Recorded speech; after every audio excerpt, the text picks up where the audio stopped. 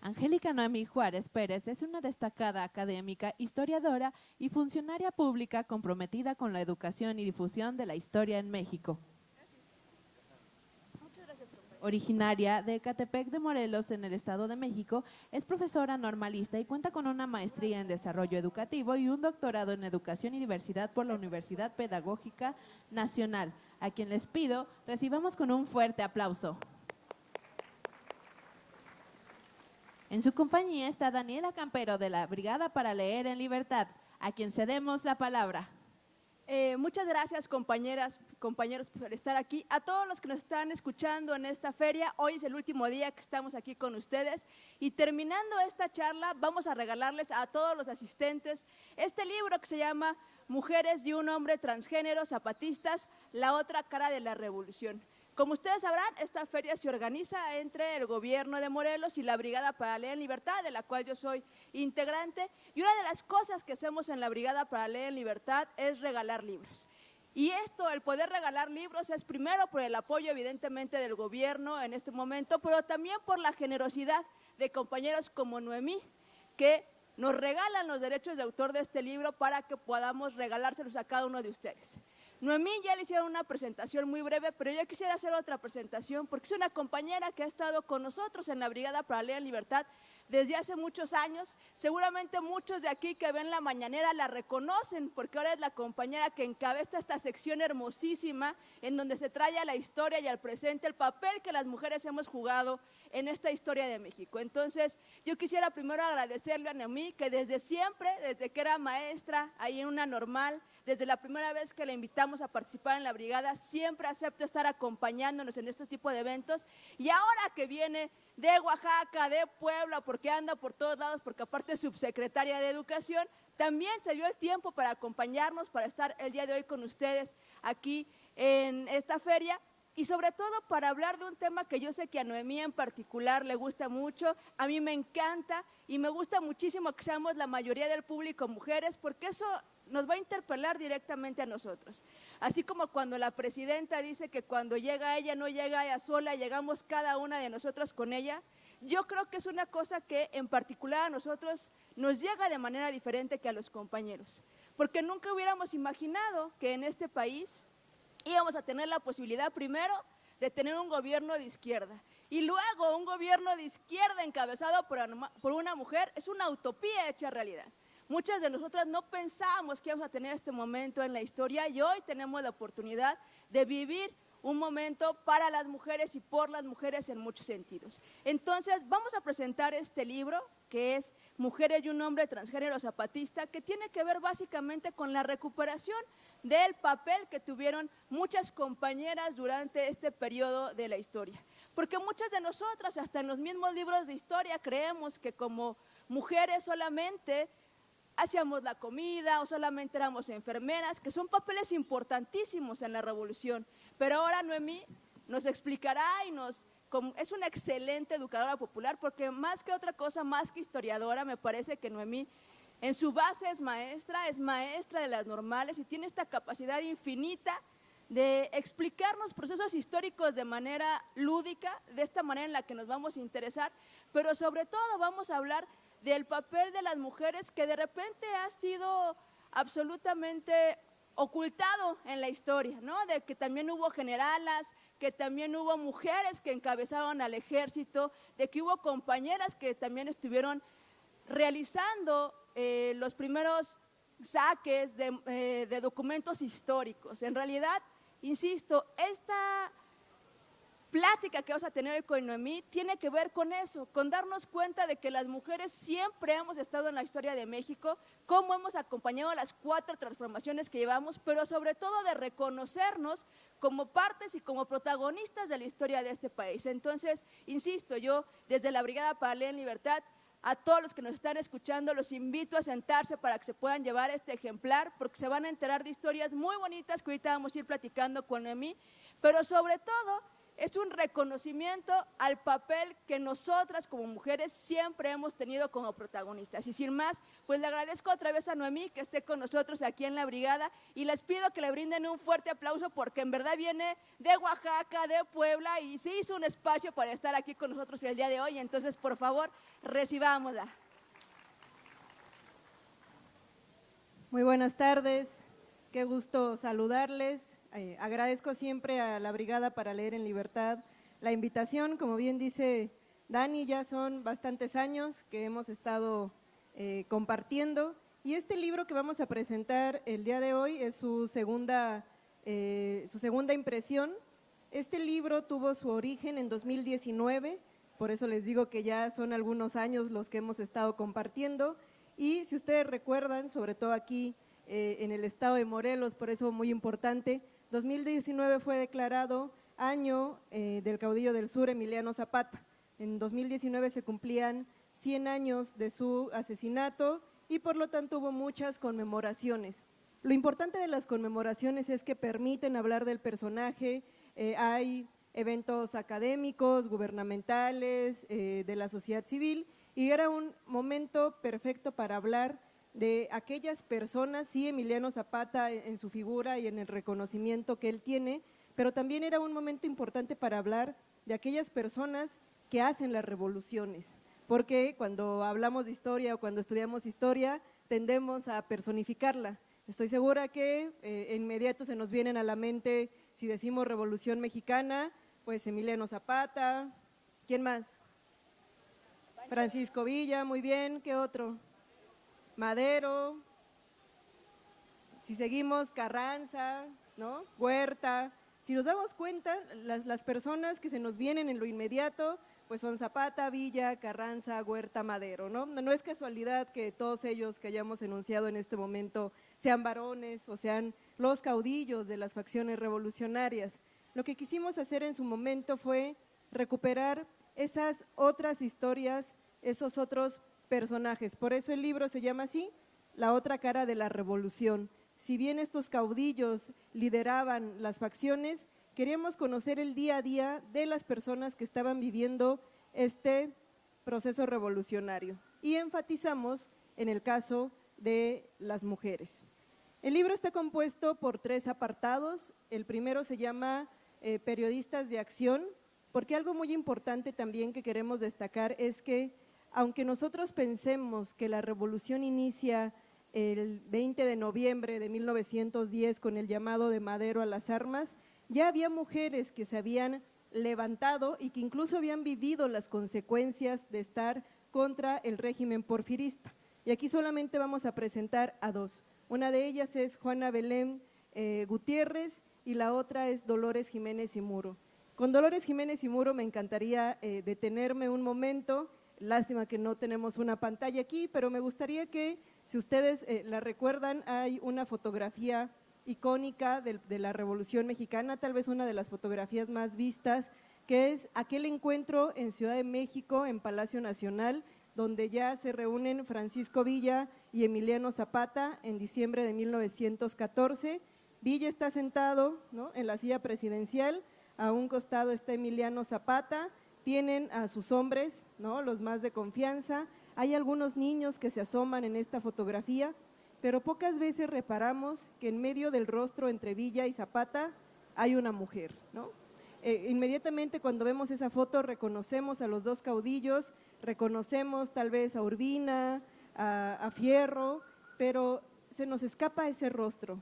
¿Quién era ella? Porque además vean lo importante que debe de ser, porque estaba justo en la primera fila entre Villa y Zapata, o sea, nada más para que demos cuenta de la importancia que tenía y de la confianza que tenía de los caudillos para estar en ese momento tan importante en el encuentro de los caudillos en diciembre de 1914. ¿Quién fue Dolores Jiménez y Muro? Ella era periodista, ya en ese momento tenía 60 años de edad cuando está afiliada a las tropas zapatistas, esto es muy importante decirlo, pero muchas de las mujeres en su primer momento se afiliaron a Madero. ¿Qué hacían? Maestras en su mayoría, que son las que en su momento accedieron a las escuelas y que después trabajaban como maestras y después como periodistas, pues se dedicaban a la propaganda contra el régimen porfirista, contra el maltrato hacia los campesinos, contra la explotación de los obreros, demandando la democratización del gobierno, y muchas de ellas ya habían ido a dar a la cárcel. Por eso les decía, 1910 no va a ser el inicio. Por ejemplo, Juana Belén para 1903 ya estaba escribiendo, 1903 ya se había tenido que ir al exilio a Estados Unidos porque el régimen porfirista le estaba persiguiendo, para 1900 ya había pasado por la cárcel de Belén. Es decir, estas mujeres se adelantaron una década todavía antes del llamado de Madero. Y bien, Dolores igual empieza a escribir contra Díaz, ya le había valido la persecución, se afilia primero al maderismo, crea un club que se llama Las Hijas de Cuauhtémoc. Ya no solamente pedían la democratización, sino desde ese momento empezaron a pedir que las mujeres pudieran votar, que participaran en la parte de la política como ciudadanas, entre otras cosas. Y bien, obviamente les valía la cárcel otra vez todas estas manifestaciones que realizaban, y un poco desencantadas muchas de estas mujeres del rumbo que estaba llevando el maderismo, terminaron afiliadas a las filas zapatistas. ¿Por qué razón? Porque recuerden ustedes que aquí la lucha revolucionaria de Zapata era una revolución social, era una demanda por la tierra, tenía un profundo contenido social, y muchas de estas mujeres, un poco desencantadas del maderismo en el sentido de que era una demanda considerada muy moderada en su momento, ellas decían, pues nuestra ideología, nuestra propaganda y nuestra lucha pues está más afiliada hacia Zapata, más hacia los campesinos, hasta a la revolución en el sentido social, y muchas de ellas empiezan a venirse con Emiliano Zapata, Juana Belén, la propia Dolores, y es por eso que la encontramos en ese momento tan icónico. Yo sé también que algo muy representativo de este estado pues es el Plan de Ayala, ¿cierto? Creo que es un ícono, es una bandera de la lucha social que implica, y bueno, pues el Plan de Ayala también fue redactado por un maestro, ¿no? También tiene un fuerte contenido del maestro Otilio Montaño, y bueno, Dolores Jiménez, para poder hacer una difusión de este Plan de Ayala, le escribe un proemio, algo así como un prólogo, así es que también estas mujeres… algo muy importante que es necesario mencionar, cuando nosotras hablamos de las mujeres en la Revolución Mexicana, pues inmediatamente nos llega esta imagen, ¿no?, de las Adelitas, ¿no?, que son estas mujeres con las enaguas, las cananas cruzadas, el chamaco en la espalda, pero lo que también es muy importante mencionar es que las mujeres le aportaron ideas y contenido social a la revolución. O sea, Dolores estaba escribiendo una introducción, por así decirle, un prólogo al Plan de Ayala, le estaba dando un sustento histórico a cuál era la importancia del Plan de Ayala. Dolores también escribe el Plan Social de Tacubaya, es decir, son mujeres que en verdad le estaban dando un contenido que después lo vamos a ver reflejado en la Constitución del 17. La segunda parte de este libro se llama Mujeres de Armas Tomar, porque yo creo que también una de las acciones menos reconocidas es las mujeres en los campos de batalla. También les digo, si pensamos en las Adelitas, pues tenemos esta imagen de las enaguas, la canana, pero lo cierto es que sí tenían participación dentro de la tropa. Muchas de ellas llegaron a tener mandos de coronela que no pueden después mantener, porque decían que el ejército de Emiliano Zapata no era un ejército formal, era un ejército de pueblo, de comunidad. Por lo tanto, muchos de estos grados militares no se les reconocen a estas mujeres pasada el proceso revolucionario. ¿Qué van a pasar? Y hay muchos casos, yo creo que el ejército de Emiliano Zapata es el que más reconoce a las mujeres, es el que más les entrega nombramientos de coronelas, entre ellas, por ejemplo, a Rosa Bobadilla. Es una mujer que Genovevo de la O, uno de los muy cercanos a Zapata, le reconoce 168 acciones de guerra, nada más imagínense, 168 acciones de guerra documentadas, ¿no?, desde que impedían algún robo de los pertrechos, desde que interceptaban información, desde que enviaban un telegrama sumamente importante, desde el que bloqueaban alguna emboscada, 168 acciones de guerra con un mando de tropa de 1,500 hombres, ¿no? Rosa Bobadilla al mando de 1,500 hombres. Ella sobre todo era en la región que limita entre el Estado de México y Morelos. Rosa Padilla también, Chavarría, María de la Luz, van a encontrar testimonios de esta Luz Crespo, de estas mujeres que están afiliándose a los campos de batalla y que les digo reciben nombramientos como coronelas o con un grado militar. Y aquí va a haber un tema muy interesante, que la historiadora Gabriela Cano ha denominado el travestismo estratégico. ¿En qué consiste? Muchas de estas mujeres van a tener que hacerse pasar por hombres, ¿ok? Por ejemplo, bueno, en el norte, Petra Herrera es Pedro Herrera. De este lado, Ángela Jiménez, Ángel Jiménez. ¿Por qué lo hacían? Primero, dicen ellas en los testimonios que era una manera de salvaguardar la vida, ¿no? Imagínense en un proceso revolucionario con el país en conflicto, en guerra civil, pues los caminos, los pueblos en cualquier momento eran saqueados, sobre todo aquí en Morelos, era necesario cuidarse. Muchas de ellas una manera de salvaguardar la vida era hacerse pasar por hombres, era más seguro. Y la otra, para tener un mando de tropa, tenías que hacerte pasar por hombre porque así era más fácil que te ascendieran o que tuvieras un mando. Entonces ya se imaginarán la sorpresa de que una vez logradas las acciones de guerra resultara, ¿no?, que eras mujer, ¿no? Se imaginan la sorpresa del que decía, bueno, y llegó un momento en el que me solté las trenzas o se daban cuenta todo este tiempo que estuvieron bajo mando de una mujer, ¿no? Era como la sorpresa, pero era una estrategia que tenían que hacer las mujeres para salvaguardar la vida y o para poder acceder a las tropas.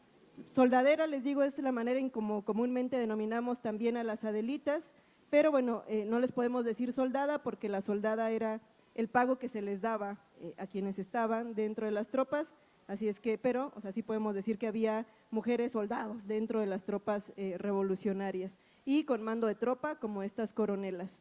Otra coronela muy famosa y que hace énfasis en este libro de un hombre transgénero es porque cuando ingresa a las tropas de Emiliano Zapata lo hace todavía con su identidad de mujer, que es Amalia Robles. Incluso cuando se le entrevista a ella del por qué se adhiere a la revolución, ella contesta que por mera locura de muchacha, ¿no? O sea, todavía se reconoce así como Amalia Robles. ¿Qué va a pasar? El mismo proceso que en otras mujeres tiende a hacer este cambio de identidad, pasa de ser Amelia Robles a Amelio el Güero Robles, pero además de todas las estrategias que tiene y acciones de guerra, va a recibir el mando de coronel, entonces va a ser Amelio el Güero Robles con grado de coronel. ¿Qué va a pasar a diferencia de sus otras compañeras? Que ellas cuando acababa su participación o decidían regresar, pues dejo de ser Ángel Jiménez, soy Ángela Jiménez, aquí acabó mi participación, retomo mi vida, pero en el caso de Amelio no. Amelio se adhiere, ella era originaria de un poblado muy cerca de Chilpancingo. Acuérdense que el ejército de Zapata pues comprende sí Morelos, pero también los límites entre Puebla, Estado de México y Guerrero.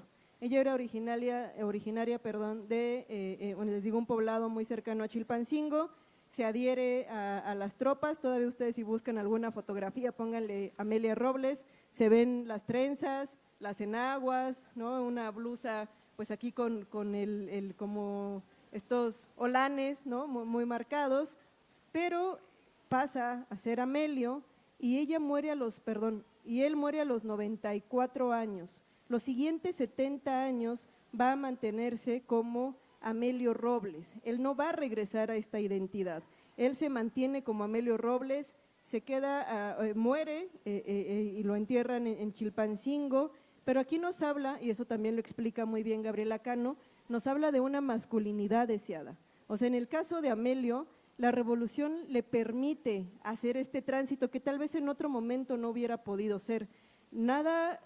Tenía 19, 21 años en su participación y él se mantiene como Amelio, aún concluida primero la muerte de Zapata, queda en lucha por otro de los planes un par de años más, pero se mantiene siendo Amelio, porque bueno, era algo deseado, algo querido, tenía sus parejas mujeres en algunos momentos de su vida, adopta una niña también y muere cuando todos los reconocimientos que se le dan como veterano de la revolución, pues es adoptando esta identidad de Amelio Robles. Así es que muchas veces, les digo, cuando pensamos en la revolución, pues pensamos en estos solo planes políticos o cuestiones económicas, pues muy aburridas, ¿no? Pero también estamos hablando de cómo estas revoluciones trastocaron la vida de muchas y muchas personas y pues cómo ellas atienden y viven al día estas revoluciones. Y bueno, la tercera parte, que es mi favorita, justo trata pues de la vida cotidiana, ¿no? Del día a día de estas mujeres, niñas, niños, porque además también creo que en quienes pensamos poco en los procesos históricos son en las infancias, y por ejemplo, pensemos que aquí un niño no sobrevivía más de los 5 años, los propios hijos de Zapata mueren, ¿no? Te picaba un animal, te picaban, además los veíamos pues abandonando los poblados, teniendo que subirse a los cerros, te picaba un alacrán, te picaba un animal y algunos de los hijos del propio Zapata pues mueren antes de esta de edad, siendo muy niños porque no había pues un cuidado o una posibilidad de salvaguardarlos. Bien, pues este apartado trata de eso, de testimonios que muy bien hicieron aquí en Morelos en los años 70, el INA a través de unas entrevistas que se llaman Voces de la Revolución, me parece que ustedes pueden encontrar muy fácil en internet, son más de 150, se entrevistan a veteranos y veteranas zapatistas, pues con la finalidad de retomar algunos fragmentos, algunas experiencias, hay todavía testimonios de quienes firman el Plan de Ayala en Ayoxustla, les digo sobre todo de mujeres, y hay sobre todo las motivaciones, porque uno diría que la gente entra a la revolución pues por encabezar, ¿no?, un plan político, social, era la circunstancia muchas veces. Hay una mujer que dice, bueno, es que yo me uní a la revolución porque pues estaban quemando y tomando mi pueblo y pues si me quedaba pues me iba a ir mal, ¿no? Entonces yo me uní a la bola. O cuando vi que mis hermanos se iban, pues no me quedaba más que yo también adherirme a la bola y después me enteré que era el Plan de Ayala y pues ahora sí ya yo luchaba por el Plan de Ayala, como el propio Amelio. Cuando lo entrevistan le dice, bueno, ¿tú por qué te fuiste a la revolución? Y él dice, bueno, por mera locura de muchacha, ya después entendí y comprendí que era el Plan de Ayala y luché por defender el Plan de Ayala.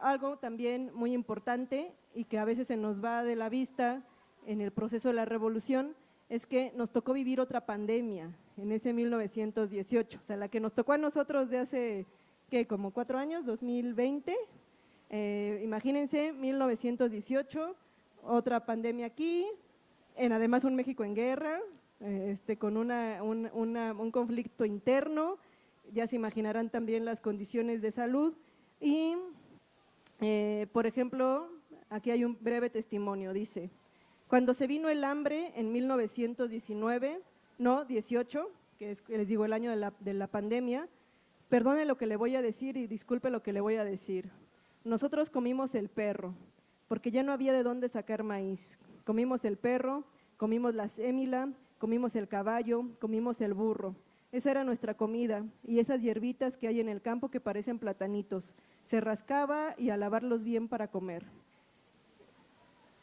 Era una manera de estar sobreviviendo al día, ¿no? La vida en los campamentos, dice Irene Copado, la vida en los campamentos era triste, muy dura, porque mire usted, luego ellos salían a pelear y nos dejaban en el campamento, y entraban unas mujeres como espías del gobierno, de los carrancistas, a vender jabón, a vender chiles, a vender cosas que nos llevaban a vender.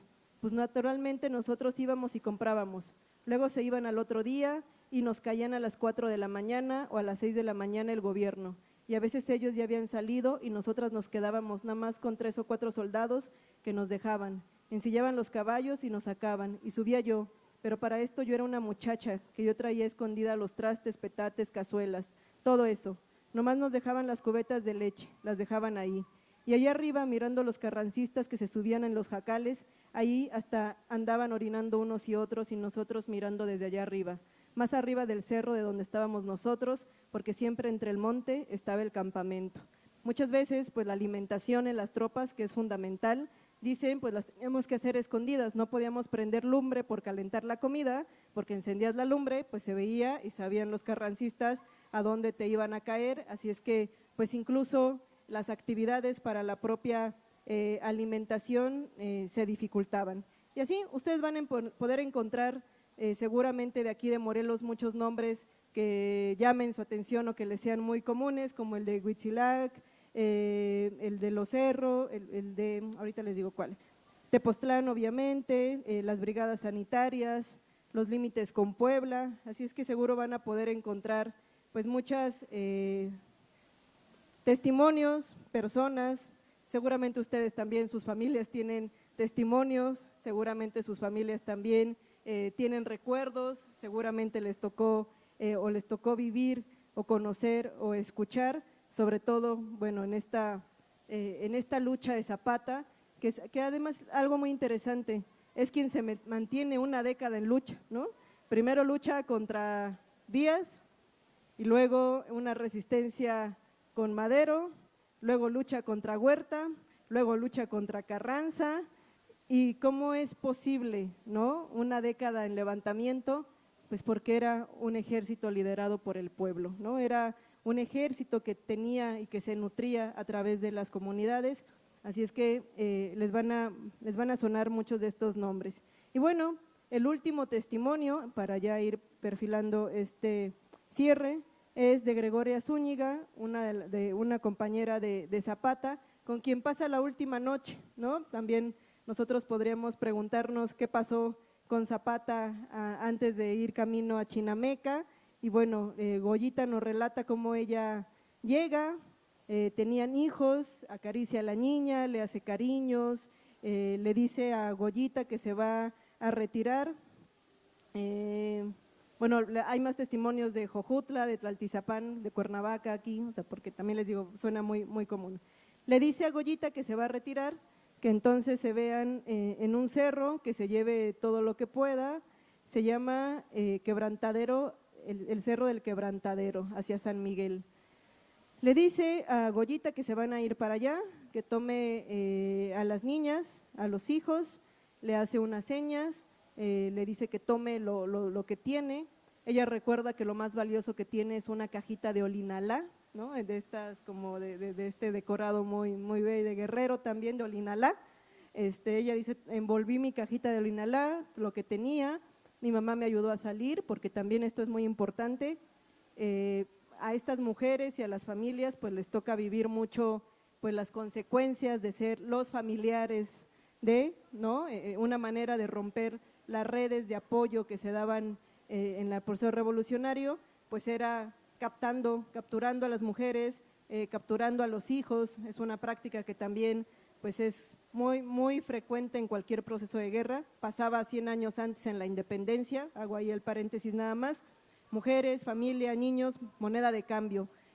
Por ejemplo, Rita Pérez, ¿no? Pierde una hija de 2 años porque la toman y le dicen a Pedro Moreno, te entrego a tu hija, pero entrégame a mi coronel con 50 soldados, y Pedro Moreno les dice, bueno, es que ya lo mandé matar, ya no lo tengo, entonces pues no te devuelvo a tu hija, ¿no? Entonces era una práctica muy común esto de la moneda de cambio entre familias. En la revolución pasa lo mismo, familiares de Zapata, familias completas, pues eran perseguidas a manera también de romper, ¿no? Con estos núcleos de apoyo. Así es que pues ella tiene que salir en la madrugada huyendo, la ayudan a escapar con los niños, la mamá, llega al cerro y pues ahí se queda esperando a Zapata, y ya está mucho, mucho tiempo después. Es uno cuando lo lee queda muy triste porque dice que ella se quedó ahí, ¿no? Esperándolo hasta que alguien va y le avisa pues que Zapata fue asesinado, y pues tiene que pues ahora bajar, ¿no? O sea, y de regresar en toda esta incredulidad, ¿no? De que no estaba muerto, de que no pudieron haberlo matado. Ella le narra, ¿no? Toda la desconfianza que ella sentía para Guajardo, cómo le decía que era política, que no confiara. Son testimonios, les digo, muy reales, muy cercanos, y bueno, estoy segura que pues van a encontrar pues muchos espacios que se pueden identificar aquí en Morelos. Y bueno, pues dejamos algún espacio por si hubiera algún comentario, y pues muchísimas gracias. Démosle un aplauso a Noemí porque, insisto, ¿no? Nos regaló una clase de historia, ¿no? Ojalá hubiéramos tenido a maestros que nos platicaran de estos procesos históricos tan importantes para el país de esta manera, ¿no? Ustedes recordarán, en realidad, pues la derecha y el neoliberalismo quieren eso, ¿no? La historia neoliberal es la historia sin el pueblo, y lo que estamos tratando de recuperar desde hace mucho tiempo con este tipo de libros como el que tiene Noemí. También Noemí nos hizo el favor de regalarnos los derechos de autor de una biografía de Leona Vicario, ¿no? De otra compañera que fue fundamental en la historia de este país. Lo que estamos tratando es de eso, de ver cómo el pueblo, nosotros como pueblo, fuimos los protagonistas y somos los protagonistas de esta historia en realidad. Entonces, yo creo que es fundamental, lo decía Noemí hace ratito cuando mencionaba, a lo mejor de repente tenemos una idea errónea de lo que fue la revolución, de estos procesos machistas, y ahora con lo que nos está diciendo Noemí, pues en realidad, ¿no? Con Zapata íbamos a la vanguardia, si lo vemos hasta este momento, el que reconocían a las compañeras, el que le dieran el lugar que les correspondía, me parece fundamental, y son cosas que la historia, que los libros de texto con los que la mayoría de nosotros nos educamos no vienen. Es más, en el ejercicio que al principio hacía Noemí, en donde decíamos, pueden reconocer o podemos nombrar a 4 compañeras que han participado en la historia de México, fue complicado, ¿no? Ubicamos a Zapata, a Villa, a Juárez, a Morelos, pero digamos 5 compañeras, ¿no? Aparte de Sor Juana y de Leona Vicario, que hace 2 años fue el año de Leona Vicario. Más allá de eso, nos es muy complejo, y es porque en realidad se ha invisibilizado el papel de las mujeres en la historia de este país. Y eso tiene todo un fundamento, ¿no? Y eso por eso es importantísimo que ahora, ¿no? Que también es importante señalar que Noemí también participó en los nuevos libros de texto que se le están dando a los niños. Ahí están las mujeres para que cuando estemos en la primaria, nosotras desde pequeñas nos podamos reconocer. Por eso es tan importante que hoy tengamos una presidenta y digamos presidenta con esa al final, porque nosotros vimos, ahora va a ser absolutamente diferente para las compañeras que vienen atrás de nosotros, porque ya no solamente van a poder estar en los desfiles queriendo ser Juárez o queriendo ser Morelos. Hoy hemos visto a las niñas que se presentan como la presidenta, y eso cambia toda la idiosincrasia de este país, va a cambiar culturalmente todo lo que podemos aspirar, y por eso es importante, compañeros, que este tipo de literatura que hoy te ponemos a su alcance de manera gratuita, la podamos compartir, pero sobre todo que nos pongamos a investigar lo que realmente pasó en la historia y cómo nos involucramos tanto los compañeros como las compañeras. Porque si nosotros no nos reconocemos, si nosotros no nos sentimos orgullosos de lo que somos, vamos a repetir errores del pasado. Ustedes recordarán cómo en sexenios pasados ya no querían que habláramos de civismo, ya no querían que habláramos de la conquista porque nos decían que éramos rencorosos, que avanzáramos, que eso ya había pasado, y no debe de ser así. Al final nosotros tenemos que reconocer nuestra historia. Entonces, insisto, por eso es importantísimo estas ferias del libro, por eso es importantísimo tener este acercamiento, esta memoria histórica que nos permite avanzar, y por eso yo quiero, insisto, reconocer el trabajo fundamental que hacen compañeros como Noemí, como otros compañeros como Paco Ignacio Taibo, como otros historiadores que nos permitan acercarnos a la historia de manera diferente, que no nos ponen una vacuna en contra de leer libros que luego son aburridos. Ustedes ya leyeron tal cual, ahora el Noemí nos lo platicó, así viene tal cual el libro. Es un libro que es muy sencillo de leer, en particular los 295 libros que podemos nosotros descargar de manera gratuita de la página de la Brigada, que es www.brigada para Leer en Libertad. La mayoría son de memoria histórica, ¿no? Ahí pueden encontrar muchísimos libros que pueden descargar en formato PDF. Entonces los invitamos, compañeros, a que nos ayuden a que esta información no solamente se quede en nosotros, que les dé la espinita de seguir investigando cuál fue realmente el papel que tuvimos las mujeres en estos procesos históricos, pero sobre todo que no perdamos de vista que pareciera que han pasado muchos años, y yo veo a muchas compañeras aquí jóvenes que piensan que con los derechos que hoy tenemos son los derechos con los que nacimos, y no es la realidad. hoy que nosotros podamos votar y ser votadas es gracias al trabajo de compañeras que durante muchísimos años literalmente dieron la vida para que hoy podamos tener una presidenta. Entonces también nos toca reconocer el papel que estas compañeras han tenido, pero sobre todo nos toca no ser indiferente a lo que está pasando, a sumarnos a este proceso histórico que estamos viviendo, como nos queramos sumar, porque esto no es un tema de un partido, sino del papel que afortunadamente desde hace algunos años recobramos este honor, esta alegría de ser mexicanos y aparte de reconocernos que el verdadero y único soberano que pone y quita somos nosotros mismos y solamente lo podemos hacer siendo un pueblo organizado, siendo un pueblo que cree en la revolución de las conciencias, pero sobre todo siendo un pueblo que exige lo mejor de sus gobernadores, pero también que somos los mejores ciudadanos que impulsamos los cambios. Entonces, insisto, yo les pediría otro aplauso para Noemí, porque en verdad hace un trabajo extraordinario. Ahí síganla viendo en la mañanera del pueblo, en estos videos que nos presenta sobre cada uno de los roles que hemos jugado las mujeres. Y este libro, a todos los que nos acompañaron el día de hoy, se lo pueden llevar de manera gratuita. En la mesa que está a su derecha pueden llevarse su ejemplar. Y si hay alguien que quiera participar, aprovechando que está aquí Noemí, vamos a abrir el micrófono para que le puedan hacer una pregunta. Adelante, compañera. Yo voy a aprovechar que tengo el micrófono y luego ya se los paso. Yo creo y felicito mucho a la autora, porque además creo que el testimonio hoy en día me parece que la fuente más invaluable para poder conocer nuestra historia y más si se trata de las mujeres. Veo que, como lo refiere el texto, hay muchas fuentes que utilizaste, pero al final no veo las referencias completas para podernos ir a la fuente. ¿Cuáles serían? ¿Dónde las podemos encontrar? Esa es una primera pregunta. Bien, este trabajo también se hizo mucho en colaboración con el Instituto Nacional de Estudios Históricos de las Revoluciones de México, que es donde yo trabajaba anteriormente. Entonces, en el INERM, que son las siglas, ahorita no viene, Instituto Nacional de Estudios Históricos de las Revoluciones de México, tenemos muchos expedientes digitalizados, hay mucho trabajo de archivo, eso sí, pero afortunadamente en el INERM empezamos como a compilar los expedientes, todos los libros que hay ahí, sobre todo en el 2019, que fue por el año de Emiliano Zapata, se puso toda la biblioteca de Zapata, sobre Zapata en descarga gratuita. Hay una sección solo en específico de Zapata y ahí podrás encontrar mucha información. Muy bien, pues muchas gracias. ¿Quién más? ¿Alguien más que quiera hacer una pregunta? Y si no, compañero, adelante. Sí, muchísimas gracias por la plática.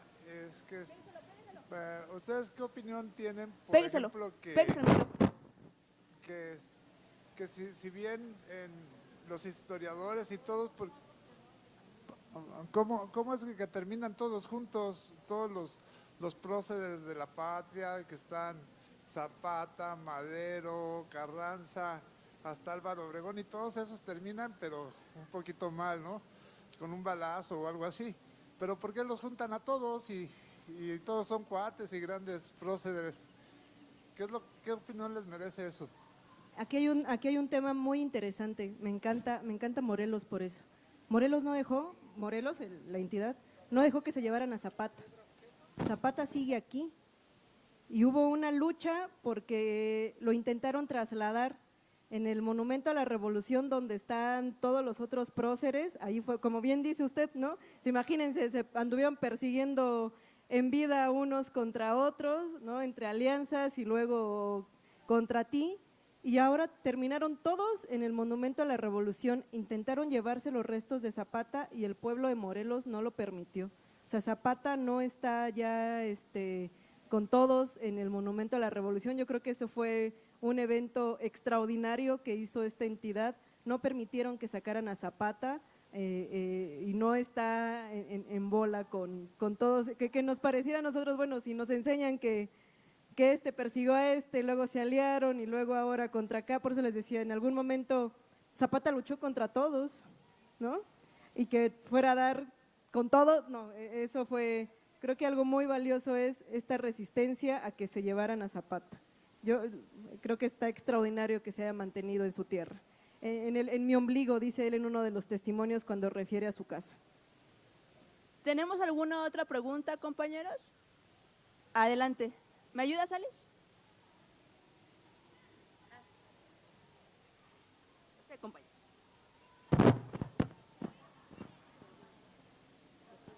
Me llama la atención eso de que dicen hagamos historia, pero tiene la definición cómo se va a hacer la historia, qué problemas del país va a ser historia y el futuro cómo va a ser. O sea, también eso es lo que yo quiero saber, cómo se va a suceder eso. Lo mencionan mucho, no hay una claridad. Yo veo que lo mencionan, pero no veo claro cómo, ni veo que hay avances sobre qué problemas de Morelos, del país, todo para hacer que se haga historia, como lo están mencionando. Gracias.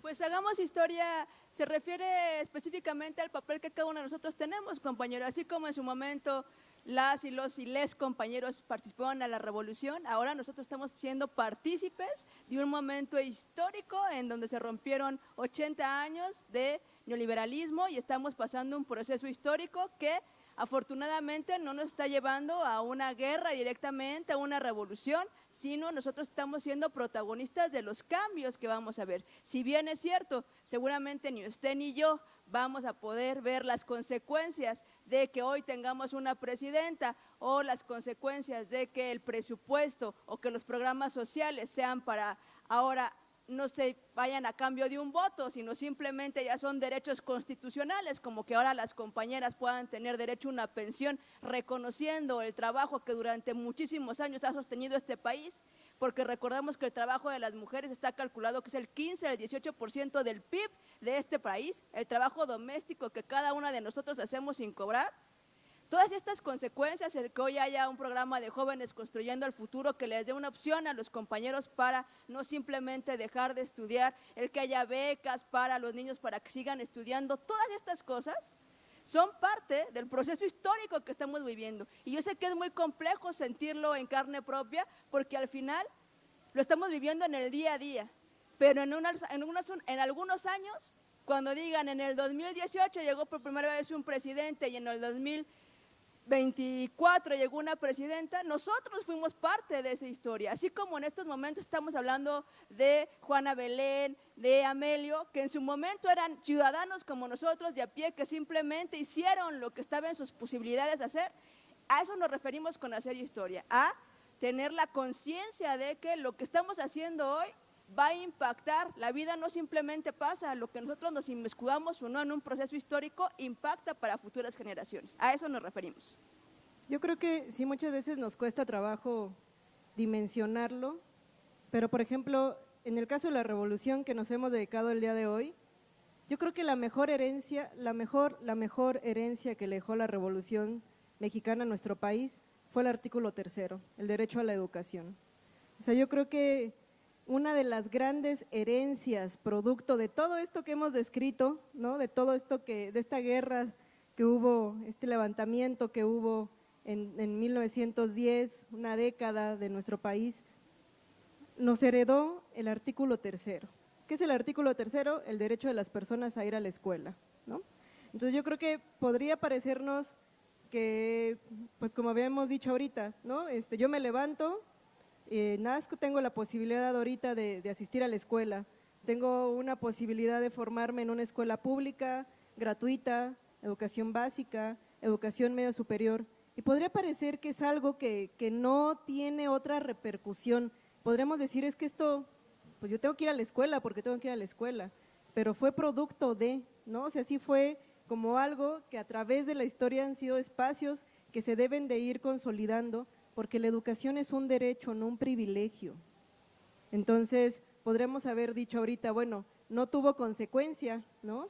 Pero una de las consecuencias de esta revolución es que la educación se vuelve en un tema obligatorio, ¿no? Que se debe de garantizar y eso va a ser fundamental. Y yo creo que algo que estamos viviendo hoy día es que esos derechos se deben de consolidar, que podría parecerse que estamos todavía en deuda, porque imagínense nada más, en la Constitución dice que las mujeres podíamos votar desde 1953 a nivel federal, 1953.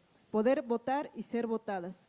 Tuvieron que pasar 70 años, porque ustedes me pueden decir, bueno, ya estaba en la Constitución, pero el que estuviera en la Constitución no nos garantizaba el acceso a una participación política. Tuvieron que pasar 70 años de esa reforma en la Constitución para que hubiera una mujer presidenta en nuestro país. El día de hoy, el número mayor de gobernadoras al frente de una entidad federativa es este momento. El día de hoy existen los congresos y los gabinetes paritarios, pero 70 años después, ¿no? Para que dimensionemos, hay una reforma, ya está en la Constitución, pero la consecución y la consolidación de ese derecho efectivamente nos tardó 70 años y lo estamos viviendo ahorita. Pero cuando hablamos de historia es como hacer conciencia de esto, ¿no? El decir, ¿de qué otra manera nos sirve tener conciencia histórica? Pues darnos cuenta que somos producto de ¿qué?